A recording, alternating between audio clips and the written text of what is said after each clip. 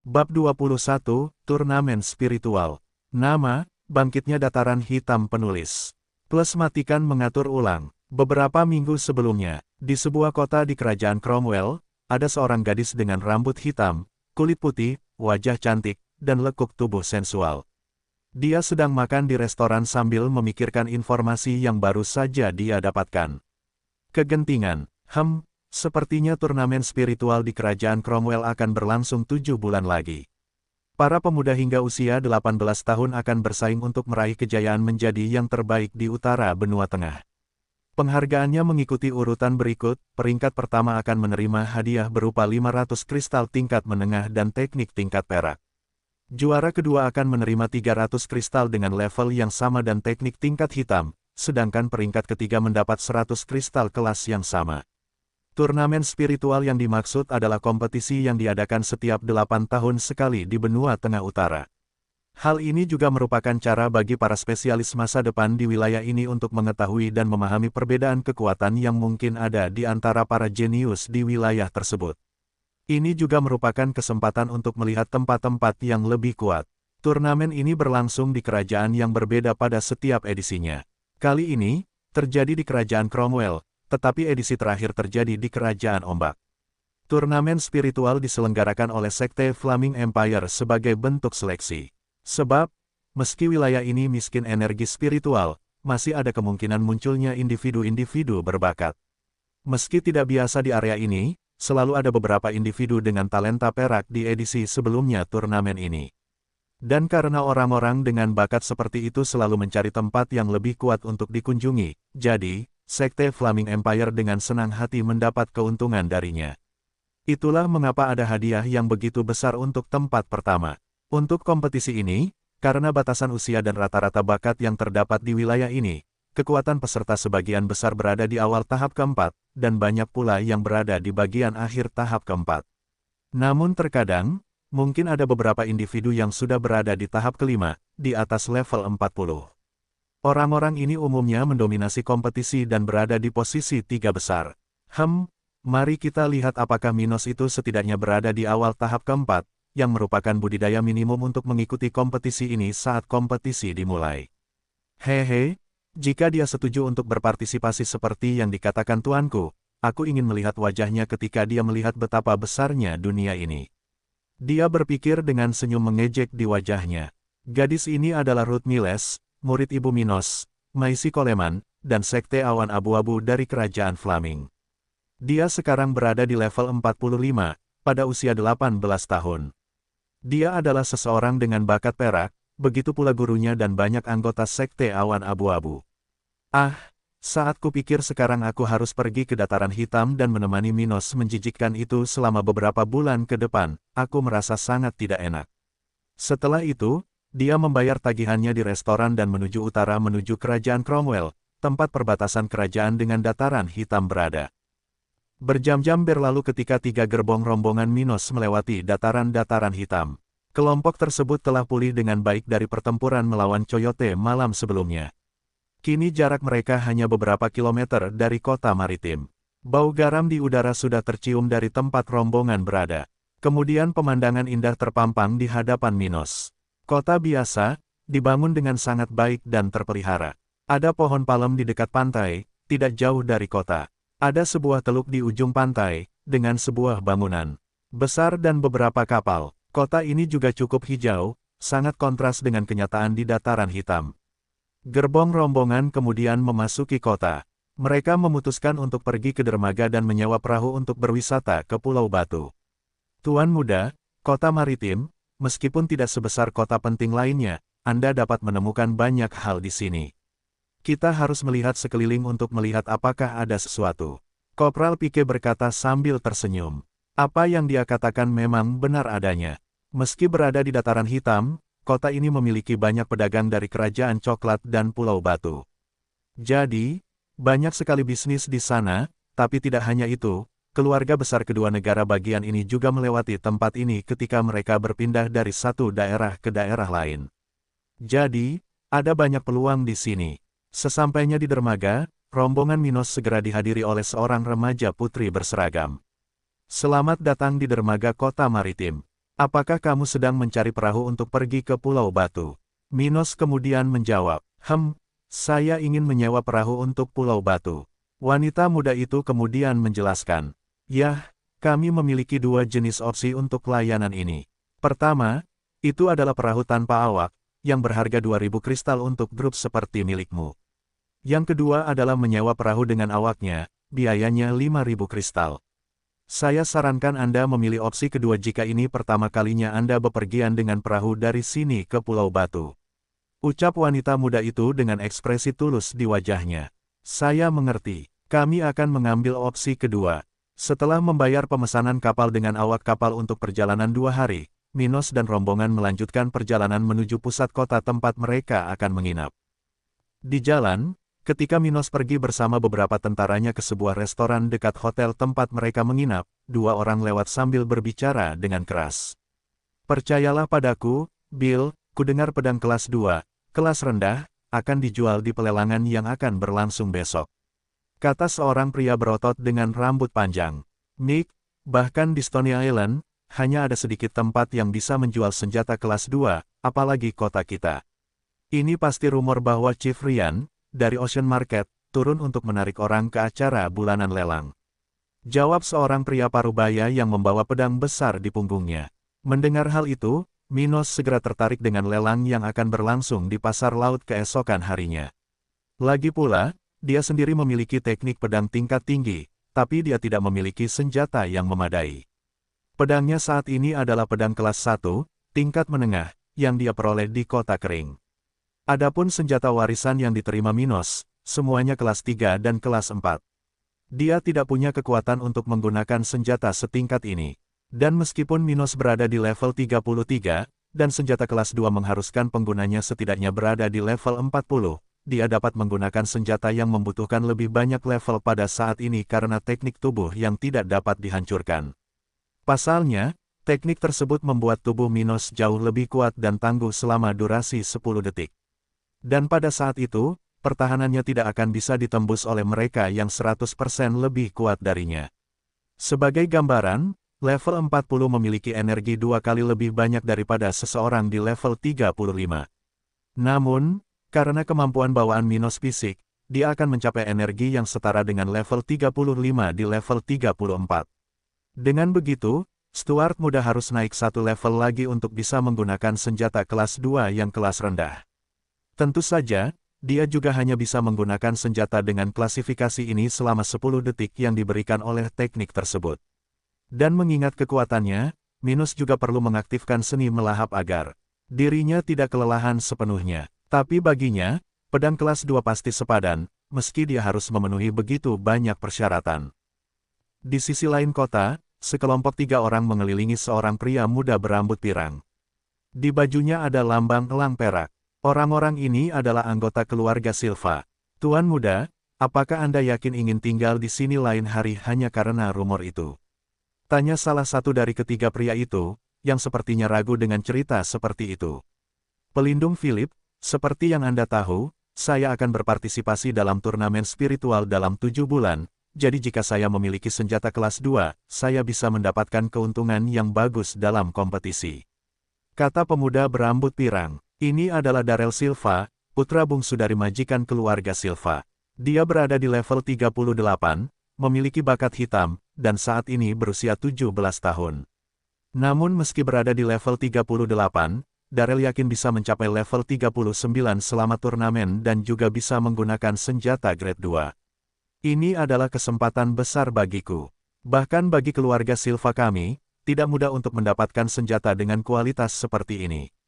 Dan bahkan jika kami mendapatkannya, kami harus menghabiskan ratusan kristal spiritual tingkat menengah untuk membelinya. Dalam keluarga Silva, senjata dengan tingkat seperti itu hanya diberikan kepada raja spiritual dan beberapa anggota tingkat tinggi dari budidaya tahap kelima. Dan meskipun dia adalah putra dari master sekte tersebut, Darrell masih membutuhkan waktu lama sebelum ayahnya memberinya senjata setingkat itu. Lagi pula, keluarganya memiliki jumlah senjata yang terbatas pada level itu, hanya 20. Itu benar, pelindung Philip menghela nafas dengan sedih. Sehari berlalu dengan cepat, dan matahari terbenam yang indah dapat dilihat di kota sementara pelelangan perlahan mendekat. Minos sedang berdiri bersama beberapa pengawalnya di depan sebuah bangunan besar di bagian tengah kota maritim. Itu adalah bangunan besar dengan dekorasi mewah yang akan membuat siapapun mengira bahwa itu berada di ibu kota kerajaan dan bukan di wilayah terpencil di dataran hitam. Ada banyak pergerakan di depan pasar laut. Kebanyakan dari mereka terkonsentrasi di pintu masuk utama tempat itu. Tapi ada pintu masuk kedua beberapa meter jauhnya, di mana dari waktu ke waktu, orang-orang berpakaian sangat bagus dan dikawal lewat. Itu adalah pintu masuk VIP. Saat itu, Pike mulai berbicara dengan tatapan serius. Tuan muda, saya baru tahu bahwa ada dua cara untuk mengikuti lelang ini. Yang pertama adalah membayar biaya 1000 kristal tingkat rendah untuk memasuki bagian umum lelang. Bagian itu sesuai dengan tempat ini. Pike menunjuk antrean panjang sambil berbicara dengan Minos. Bagian kedua umumnya digunakan oleh orang-orang dari keluarga besar di Kerajaan Brown atau mereka yang berniat melakukan bisnis besar dalam pelelangan. Ini adalah bagian VIP. Di dalamnya, identitas orang-orang yang berada di dalam ruangan dirahasiakan selama keseluruhan proses lelang, dan setiap ruang VIP memiliki outlet eksklusif. Untuk memasukinya, perlu melakukan deposit sebesar 200 kristal kelas menengah yang harus dibelanjakan selama pelelangan. Jika orang tersebut tidak menghabiskan jumlah deposit tersebut, maka dia tidak akan dapat memulihkan kristalnya. Tentu saja, anggota keluarga besar di kerajaan tidak perlu membayar uang jaminan ini. Pike selesai. Aku mengerti. Kalau begitu, kita akan membayar deposit itu. Lebih baik tidak mengambil risiko yang tidak perlu. Jika pedang kelas 2 itu dijual, maka aku pasti akan membelinya. Kata Minos dengan ekspresi tegas. Kemudian Kopral Pike melakukan deposit di Oceanic Market dan mendapatkan identifikasi VIP. Setelah itu, mereka memasuki gedung melalui pintu masuk VIP. Tuan, bolehkah saya melihat identitas Anda? Tanya seorang pelayan muda dengan senyuman di wajahnya. Setelah menunjukkan identitasnya kepada petugas, dia berbicara. Tolong, aku akan mengantarmu ke kamarmu. Kemudian, Minos ditampung di sebuah ruangan besar yang dilengkapi dengan sofa, minuman, dan makanan ringan. Ada kaca besar yang menghadap ke panggung pelelangan dan juga susunan penyembunyian. Tidak butuh waktu lama sebelum area umum penuh. Sudah hampir waktunya pelelangan dimulai ketika susunan cahaya akhirnya padam, hanya menyisakan sebagian panggung yang menyala. Waktu berlalu, dan tak lama kemudian seorang pria parubaya naik ke panggung. Dia berpakaian sangat bagus, dengan setelan mewah yang serasi dengan janggut lebat dan rambut pendeknya. Minos dan kelompoknya tidak mengetahuinya, tetapi orang ini sudah berada di level 49, batas dari tahap spiritual umum. Namun banyak penonton yang mengenali kekuatan pria itu dan sudah gemetar karena kegembiraan. Orang seperti juru lelang, ini hanya bisa berarti bahwa, sebenarnya, ada barang besar yang sedang dilelang saat ini. Selamat malam semuanya, dan selamat datang di pasar kelautan. Saya rasa semua orang sudah tidak sabar untuk memulai, jadi saya tidak akan membuang banyak waktu. Hari ini kita punya beberapa item level tinggi untuk wilayah kita, jadi persiapkan kristalmu. Hehehe, untuk jumlah item yang dilelang, hari ini kita hanya punya 10. Dia kemudian bertepuk tangan dan berkata, saya mengumumkan bahwa lelang bulanan pasar kelautan telah dibuka. Segera setelah itu, lampu terfokus pada barang yang sudah ada di atas panggung di tempat yang telah disiapkan sebelumnya. Itu adalah perkamen hitam tua. Pertama-tama, ini adalah teknik khusus dalam bergerak, diklasifikasikan sebagai kelas hitam dan dengan 4 fase. Ini disebut langkah mengambang dan dapat menyebabkan pengguna melipat gandakan kecepatannya dalam interval 20 detik pada fase awal. Nilai itu dapat ditingkatkan secara eksponensial pada fase-fase berikut. Tawaran awal untuk teknik ini adalah 5000 kristal tingkat rendah, dengan peningkatan minimum 100 kristal. 5500, kata seseorang pada saat juru lelang baru saja selesai berbicara. Aku tidak punya teknik bergerak apapun dalam klasifikasi ini yang bisa digunakan oleh para prajurit tentara dataran hitam. Minos berpikir secara refleks. Dia tidak ingin mendistribusikan teknik tingkat perak atau emasnya kepada orang-orang yang tidak dia percayai atau tidak memberikan kontribusi besar padanya. Itulah sebabnya dia berencana untuk memberikan teknik tingkat hitam kepada mereka yang memasuki pasukannya. Hanya dengan kemampuan mereka sendiri para prajurit itu dapat memperoleh teknik terbaik. Ini adalah tindakan untuk mencegah musuh masa depan Minos mencuri teknik darinya. Pada titik ini, tawaran untuk teknik tersebut telah mencapai 7.200 ketika Minos mengajukan penawarannya. 8.000. Setelah itu, terjadi keheningan sesaat di aula. Ini adalah teknik yang bagus, tetapi membayar lebih dari 8.000 sudah banyak untuk teknik bergerak tingkat ini. Tuan di kamar 3 mengajukan penawaran sebesar 8.000, apakah ada orang lain? Tanya juru lelang. Akhirnya juru lelang menjual floating steps kepada Minos. Kemudian, seorang petugas naik ke atas panggung dan membawa teknisi tersebut ke ruang VIP tempat rombongan Minos berada. Selanjutnya, kita akan memiliki armor tipe perisai spiritual yang dapat menahan serangan dengan seluruh kekuatan seseorang di level 40. Itu diproduksi oleh pandai besi berpengalaman dari Pulau Batu yang berada di puncak kelas 1, level tinggi. Juru lelang menunjuk ke baju zirah yang tampak seperti jubah logam besar. Tawaran awal adalah 3.000 kristal tingkat rendah, dengan peningkatan minimum 100. 3.200. 3.600. Penawaran berlanjut beberapa saat hingga armor tersebut terjual seharga 5.800 kristal. Minos tidak bergerak, karena dia sudah memiliki tubuh yang tidak dapat dihancurkan, yang dapat bertahan dari serangan seseorang di level 39 dan akan terus meningkat dalam waktu singkat. Waktu berlalu, dan dua barang lainnya terjual. Salah satunya adalah palu perang tingkat tinggi tingkat 1, yang dijual seharga 7.000 kristal, dan yang lainnya adalah susunan pertemuan spiritual tingkat menengah tingkat 1, yang dilelang seharga 11.000 kristal tingkat rendah. Item berikutnya adalah peta yang, menurut penelitian kami, tampaknya berasal dari periode lebih dari 100.000 tahun yang lalu. Dari item-item yang terwakili di peta dan penilaian dari pakar tingkat tertinggi pada subjek tersebut di Cromwell Kingdom, peta ini mengacu pada wilayah tingkat tinggi di selatan benua tengah. Seperti yang mungkin diketahui banyak dari Anda, saat ini, di wilayah selatan benua kita, hanya ada satu kerajaan dan satu kerajaan. Namun, ini dianggap sebagai wilayah terkuat, dengan beberapa ahli yang telah mencapai level 100 di masa lalu. Jadi, peta ini dapat membawa Anda ke tempat yang berharga jika Anda memiliki keberanian untuk mengambil kesempatan. Bahkan mungkin kamu bisa memasuki kerajaan tata ruang. Setelah mengatakan itu, semua orang terdiam. Pergi ke tempat yang kuat seperti itu adalah peluang bagi siapapun, namun bahaya besar juga akan menyertai setiap peluang yang datang. Menarik. Mungkin aku akan mengunjungi bagian selatan benua ketika aku dipilih oleh salah satu sekte Flaming Empire. Kata Tuan Muda keluarga Silva di kamar pribadinya. Tuan Muda, ini sangat berbahaya. Bahkan kaisar spiritual pun banyak ditemui di wilayah selatan benua ini.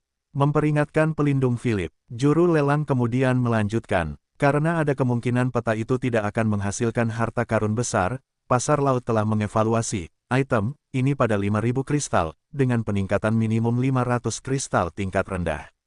Tak lama kemudian, tawaran pun diberikan. 5.500, 6.000, 6.500, 7.000, 10.000, Darel Muda segera mengambil langkah besar. 10.000, untuk Bapak di kamar 5, adakah yang memberi lebih? Juru lelang bertanya sambil melihat ke arah 8 ruangan khusus. Baiklah. Peta itu akan dijual seharga 10.000 kepada penguasa kamar 5. Pelelangan berlanjut untuk beberapa saat, namun tidak ada barang yang menarik perhatian Minos atau Tuan Muda keluarga Silva. Yang termahal dijual dengan harga 7.000 kristal dan yang termurah seharga 5.000. Ketika item ke-9 akhirnya dilelang, sebuah pedang perlahan menyala di atas panggung. Panjangnya sekitar 1 meter, dengan simbol spiral pada snitch dan pelindung tangan seperti semanggi berdaun 4. Juru lelang melanjutkan dengan wajah tanpa ekspresi ketika dia mengumumkan. Item terakhir dari lelang kami adalah sesuatu yang telah menimbulkan rumor di kota kami baru-baru ini. Dan faktanya, rumor tersebut benar, ini adalah pedang spiritual kelas 2, tingkat rendah, yang ditempa oleh seorang ahli hebat, pandai besi dari kerajaan ombak, dan itu akan dilelang sekarang. Ketika juru lelang mulai berbicara, semua ruang di pasar kelautan menjadi sunyi. Pada saat itu, seseorang bahkan dapat mendengar suara jarum jatuh ke tanah. Semua orang begitu fokus pada pedang ini sehingga tidak ada yang berani mengatakan apapun di hadapan juru lelang. Di kamar nomor 5, Darel Muda tersenyum lebar. Dia berpikir dalam hati, hehehe, pedang ini akan menjadi milikku. Tak seorang pun di tempat ini yang bisa menandingi keluarga Silvaku. Juru lelang kemudian melanjutkan presentasinya. Seperti yang diketahui kebanyakan orang, senjata kelas 2, kelas rendah, memerlukan level minimum untuk digunakan. Untuk pedang ini, level terendah yang harus kamu miliki adalah 40. Di bawah itu, tidak ada gunanya bagimu. Dan bahkan jika kamu memiliki level minimum yang diperlukan, dalam kondisi normal, akan sulit bagi seseorang untuk mendapatkan senjata seperti ini di kerajaan kita. Ini adalah fakta untuk wilayah utara benua tengah, di mana kekuatannya paling banyak berada di level 59. Ini adalah batasannya, karena bagi pandai besi untuk mengembangkan senjata kelas 2, mereka harus berada di antara level 40 dan 59. Sedangkan, untuk level senjata di kelas 2, pandai besi harus berada di antara level 40 dan 48 untuk menempa senjata level rendah. Untuk level menengah, mereka harus berada di antara level 49 dan 55. Dan sisa senjata level tinggi, yang membutuhkan seseorang dengan energi spiritual minimum yang setara dengan Raja Spiritual, dari level 56 hingga 59. Perbedaan yang tidak merata antara klasifikasi ini adalah terkait dengan jumlah energi yang bisa ditangani oleh pandai besi. Oleh karena itu, semakin tinggi level senjatanya, semakin besar pula energi yang dibutuhkan selama penempaan. Itulah mengapa sulit untuk menjual banyak senjata kelas 2, seperti dalam lelang yang dilakukan oleh pasar kelautan ini. Jumlah pandai besi kelas 2, tingkat rendah, tidaklah sedikit, tetapi mereka menjual senjata mereka ratusan kali lebih tinggi dari milik mereka. Dan untuk pandai besi kelas 2, tingkat menengah, jumlahnya masih lebih sedikit. Adapun langkah terakhir, jumlah mereka tidak akan melebihi 15 di seluruh wilayah utara benua tengah. Karena semua ini, memiliki senjata kelas 2 adalah sesuatu yang hanya bisa diharapkan oleh sebagian besar penggarap tahap spiritual umum. Bahkan Raja Spiritual pun harus puas, dalam banyak kasus, dengan senjata kelas 2, tingkat rendah, karena tidak banyak yang lebih baik dari itu di pasaran. Adapun keluarga besar umumnya memiliki satu atau dua senjata tingkat tinggi, sementara sebagian besar memiliki senjata tingkat rendah. Alasan mengapa Minos tidak mewarisi senjata kelas 2 apapun dari ayahnya adalah karena Albert Stuart adalah bawahan keluarga kerajaan. Oleh karena itu, ketika Albert meninggal, keluarga Brown mengumpulkan senjata spiritualnya. Yah, kami tidak akan terlalu main-main. Mantan pemilik senjata ini memutuskan untuk membuangnya karena alasannya sendiri. Namun, kami memastikan kondisinya baik. Untuk penawaran minimumnya, pemilik sebelumnya meminta agar perdagangan dilakukan dengan kristal kualitas menengah. Oleh karena itu, harga awalnya adalah 200 kristal, dengan kenaikan minimal 20 kristal. Kata juru lelang, sambil meletakkan tangannya di belakang punggung, dengan wajah tanpa ekspresi. Segera setelah itu, seseorang mengambil langkah awal.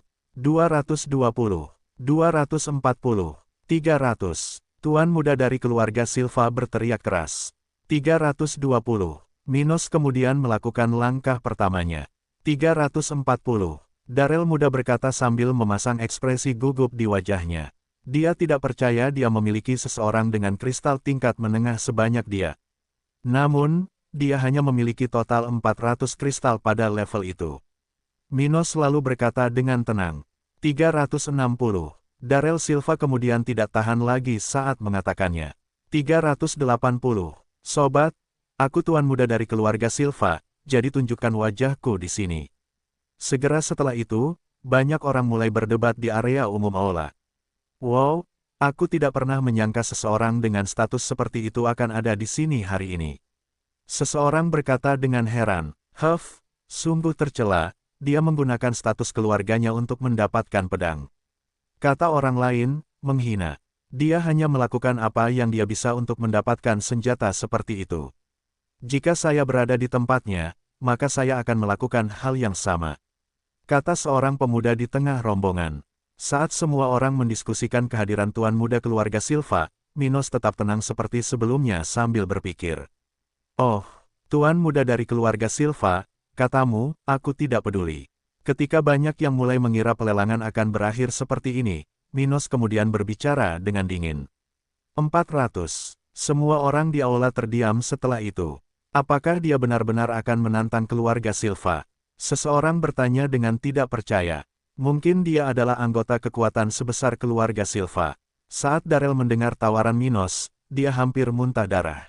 Siapa bajingan ini? Dia berpikir dalam hati. Sepertinya tuan muda ini tidak mempedulikan hal itu sama sekali.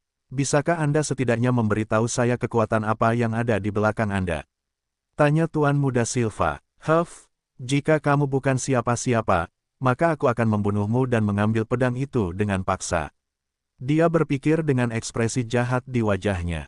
Sementara semua orang memikirkan kemungkinan respons dari serangan besar di ruang 3, tidak ada sepatah kata pun yang terdengar. Minos sama sekali mengabaikan anggota keluarga Silva ini. Katakan padamu dari mana asalku. Apakah kamu pikir aku bodoh? Minos berpikir dalam hati dengan seringai di wajahnya. Setelah hening beberapa saat, juru lelang mengabaikan fakta bahwa Darrell muda ditinggalkan dalam ruang hampa dan kemudian berkata, adakah gerakan lain yang lebih tinggi dari yang dilakukan pria di kamar 3?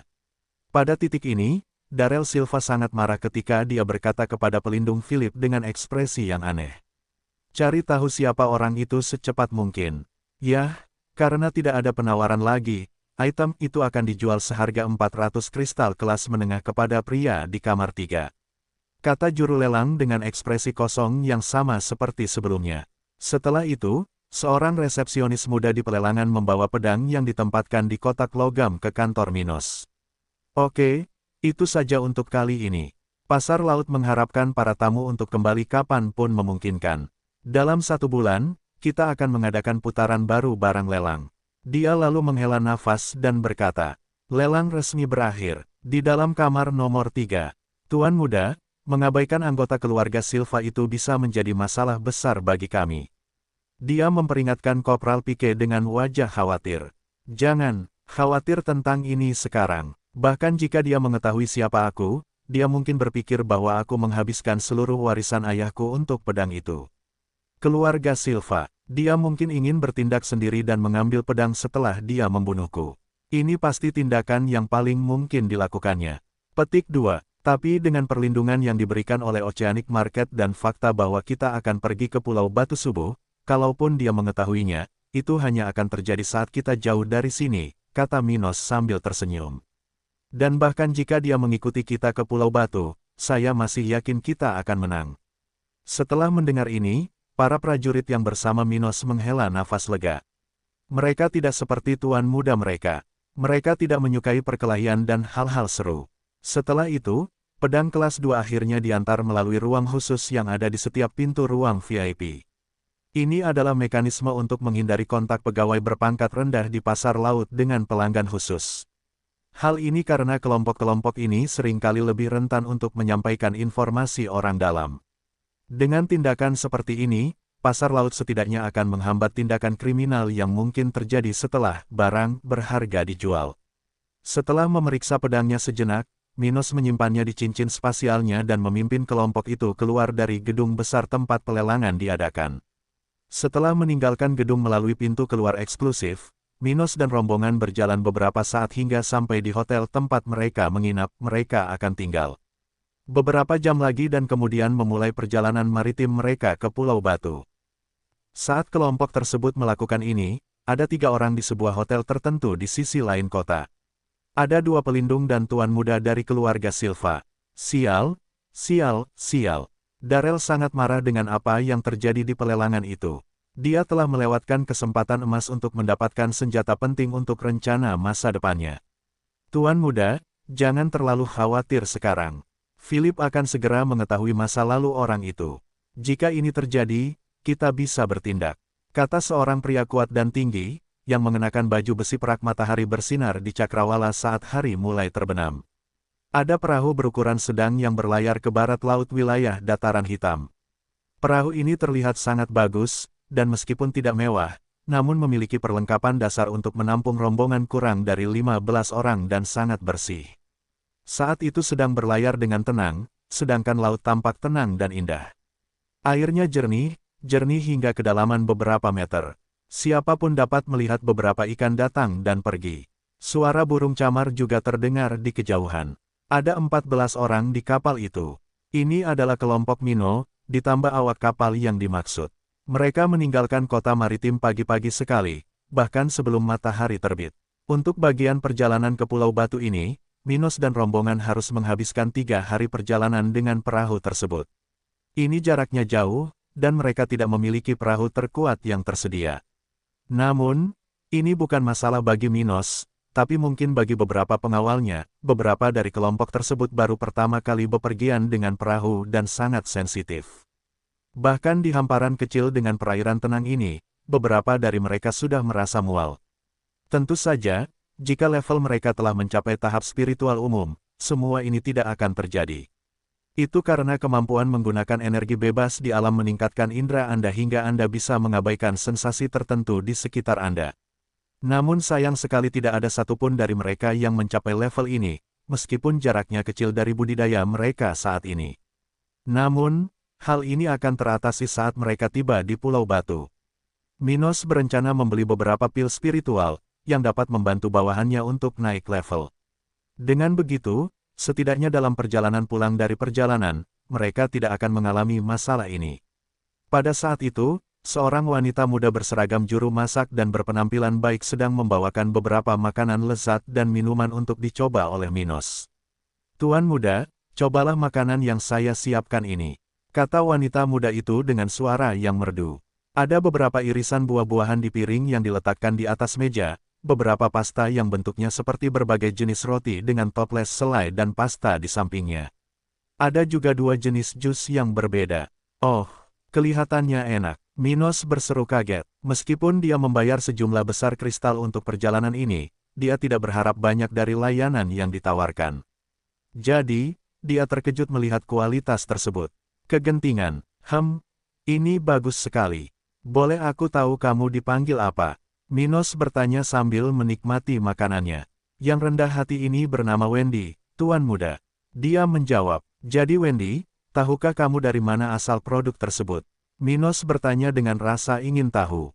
Dia, tentu saja, tertarik untuk mengetahui dari mana barang-barang tersebut berasal, yang memiliki jumlah energi spiritual yang cukup. "Saya tidak yakin, tapi saya yakin itu berasal dari kerajaan Cromwell, karena memiliki kualitas spiritual yang hebat," jawab Wendy. "Oh, aku mengerti. Ngomong-ngomong, apakah kamu dari kota maritim atau di suatu tempat di Pulau Batu?" Minos bertanya, sambil tersenyum. Siapapun yang melihat bagaimana dia berbicara dengan gadis ini akan mengira dia tertarik padanya, tapi bukan itu masalahnya. Meski merupakan seorang pemuda yang memiliki minat tersendiri, Minos memiliki banyak komitmen dan belum terlibat dengan siapapun. Dan meskipun dia tidak menentang gagasan memiliki lebih dari satu wanita atau menjalin hubungan biasa, dia belum ingin menjalin hubungan dengan seseorang yang baru dia temui. Jadi, dia tidak mencoba menidurkan gadis ini tetapi mencoba belajar sesuatu darinya. "Saya dari kota maritim, Tuan muda." Bagaimana kehidupanmu di sana? Apa ada masalah besar yang sering dihadapi orang awam?" Minos bertanya dengan rasa ingin tahu. "Tidak ada yang penting, hanya biasa. Meskipun kota ini berada di dataran hitam, konsentrasi spiritualnya masih lebih baik daripada sekitarnya. Tidak mudah juga untuk pergi ke tempat lain jika tidak memiliki talenta yang tinggi. Namun meski membayar pajak yang lebih tinggi, tinggal di kota maritim tetap membuka banyak peluang bagi mereka yang berasal dari daerah ini, dan juga tidak ada apa-apa, jauh lebih baik di mana kita bisa pergi ke sini." Dia berkata dengan tulus. "Aku mengerti," kata Minos sambil berpikir. "Mengapa Tuan muda menanyakan hal ini?" Dia bertanya dengan rasa ingin tahu. "Rasa penasaran, kudengar ada tempat di sekitar sini di dataran hitam, yang memiliki peluang bagus bagi orang-orang yang kurang berbakat," Minos berbicara dengan samar. "Anda harus mencari tempat seperti itu dalam waktu 1 tahun. Mungkin Anda memiliki kesempatan untuk meningkatkan kehidupan Anda." Setelah mendengar ini, wanita muda itu kembali ke dapur di dalam perahu. Dia tidak memahami tuan muda ini dengan baik. Sejauh yang dia tahu, tidak ada yang seperti apa yang dikatakan tuan muda ini. Selain kota maritim, tidak ada tempat lain yang memiliki peluang dalam jarak ribuan kilometer. Saat Minos dan kelompoknya melakukan perjalanan perlahan ke Pulau Batu, ada 3 orang di sekitar seorang pemuda berpakaian bagus di sebuah hotel di kota maritim. Mereka bertiga berdiri di balkon ruangan tempat mereka berada sementara pemuda itu sedang duduk di kursi. Pemuda itu sedang makan dengan tenang sementara 3 orang di sekitarnya memberinya informasi penting yang perlu dia ketahui. Tuan muda, saya menemukan identitas orang yang membeli pedang kelas 2, tingkat rendah, pada lelang kemarin. Dan yang membuatku terkejut, dia adalah seseorang yang sudah dikenal oleh Tuan muda. Pelindung Philip berkata sambil tersenyum. Oh, dari keluarga besar mana dia? Mungkin dari keluarga Miller, tanya Darrell muda. Tidak, hehe, sebenarnya ada yang tidak punya dukungan. Dia anak nakal dari mantan Jenderal Albert Stuart. Meneguk, bagaimana bisa? Bagaimana orang ini bisa menghalangi jalanku? Bukankah dia takut mati karena menyinggung seseorang yang tidak bisa dia lakukan? Darrell mulai berbicara ketika dia semakin kesal. Dia hampir tidak percaya bahwa orang yang membuatnya kehilangan mukanya malam sebelumnya adalah semut itu. Cacing seperti itu menghabiskan 6 tahun yang luar biasa dalam keadaan tidak sadarkan diri dan kehilangan waktu terbaik untuk bercocok tanam. Darrell muda semakin jengkel dengan hal ini. Cacing itu pasti menghabiskan seluruh warisan ayahnya untuk membeli pedang itu. Tapi, kenapa dia melakukan itu? Darrell bertanya dengan lantang. Dia seharusnya tidak mulai berkultivasi. Bahkan jika dia jenius pada awalnya, akan memakan waktu beberapa tahun sebelum dia bisa menggunakan pedang seperti itu. Hehe, mungkin dia sedang dimanfaatkan oleh seseorang. Dari yang kudengar, ada 10 orang lain di kelompoknya. Tapi tidak satu pun dari mereka yang memiliki profil kepala pelayan Dilian. Mungkin dia diculik atau semacamnya. Bagaimanapun, aku tahu, yang terkuat bahkan belum mencapai level 40. Jadi, mengambil pedang ini seperti mengambil permen dari anak kecil, hehehe. Kata pelindung Philip dengan senyum jahat di wajahnya. Philip yakin bisa menghancurkan kelompok Minos dengan mudah. Lagi pula, ada 3 jenderal spiritual dalam kelompoknya, di level 41, 42, dan 43, yang mengandalkannya. Dan bahkan jika jumlah lawan lebih tinggi dan itu memberi mereka keuntungan ketika mereka menggabungkan kekuatan mereka melawan masing-masing pelindung, masih ada fakta bahwa ketiga pelindung keluarga Silva memiliki satu teknik lebih banyak daripada musuh, karena faktanya, mereka berada pada tahap kultivasi yang lebih tinggi. Jumlah teknik bisa menjadi keuntungan besar dalam pertarungan, yang bisa mengubah hasilnya. Adapun Minos, dia tidak peduli dengan orang seperti itu. Bahkan jika dia mulai berkultivasi saat dia bangun, dia seharusnya tidak berada di atas level 19. Itu benar, haha. Itu membuat segalanya lebih mudah bagiku. Bukan saja aku tidak menghabiskan kristal kelas menengahku yang berharga, tapi aku juga bisa mendapatkan pedang kelas 2 ini, secara gratis dan sangat mudah. Darrell kini menyunggingkan senyum mempesona di wajahnya. Di mana dia sekarang? Tuan muda Silva bertanya dengan cemas. Pelindung Philip lalu berkata, dia dan kelompoknya meninggalkan kota maritim hari ini. Mereka akan pergi ke Pulau Batu. Cih. Mereka tahu cara melarikan diri. Ini tidak buruk sama sekali. Aku sudah pergi ke sana. Kami segera berangkat, begitu kita sampai di sana, kita harus memburu dan membunuh si idiot itu dan kelompok yang bersamanya. Hehe, sekarang aku akan memiliki pedang kelas 2, dan aku masih bisa mendapatkan pil spiritual untuk naik level. Sepertinya aku akan melakukannya dengan sangat baik di turnamen spiritual. Darrell berbicara dengan penuh harap. Setelah mengatakan ini, Darrell Silva dan ketiga pelindungnya meninggalkan hotel dan menuju pelabuhan kota maritim. Mereka akan mulai mengikuti jejak Minos sejak saat itu. 2 hari berlalu dengan cepat ketika seorang wanita muda mendekati kota kering. Dia menggunakan binatang spiritual dalam budidaya tahap keempat, yang tampak seperti elang besar. Warnanya seluruhnya putih, tingginya lebih dari 2 meter, dan memiliki paruh tajam yang seluruhnya berwarna kuning. Wanita muda itu memiliki rambut hitam yang indah, wajah yang anggun, dan tubuh yang sensual, yang akan membuat orang biasa kehilangan perhatiannya sejenak. Dia juga berpakaian sangat bagus, dengan gaun hijau panjang dan topi putih di kepalanya. Ketika dia akhirnya melihat kota kering di depannya, dia perlahan mulai melihat pemandangan yang aneh. Ada sebagian besar wilayah yang ditutupi warna hijau. Yang jelas, banyak sekali budaya yang tumbuh di kawasan ini. Tempat dari kebudayaan-kebudayaan ini memang tidak begitu luas, namun cukup bagi siapapun untuk memperhatikan hal seperti itu. Hal ini membuat wanita muda ini sejenak ragu apakah dia benar-benar berada di dataran hitam dan, khususnya, dekat dengan kota kering. Itu karena ketika dia datang ke tempat ini sekitar 13 bulan yang lalu, tidak ada hal seperti itu. Dia sangat bingung dengan hal ini, tapi dia memutuskan untuk melanjutkan dan menanyakan pertanyaan yang dia miliki pada saat kedua. Dia perlahan turun dari sisi selatan kota, meninggalkan elang besarnya di tempat terbuka, mengikuti perjalanannya dengan berjalan kaki melintasi kota. Saat dia berjalan di jalan, dia dengan cepat tersesat dan tidak tahu kemana harus pergi. Tempatnya benar-benar berbeda. Dia belum pernah melihat begitu banyak bangunan di kota ini ketika dia datang ke sini sebelumnya. Bagaimana tempat ini bisa berubah begitu banyak dalam waktu sesingkat itu? Dia berpikir dengan ekspresi kaget di wajahnya. Dan sungguh, perubahan yang dialami kota kering setahun terakhir sungguh menakjubkan. Sekarang, luas wilayah kota telah berkurang hampir 2/3-nya, namun sepertiga dari wilayah aslinya yang tersisa telah berkembang dengan baik.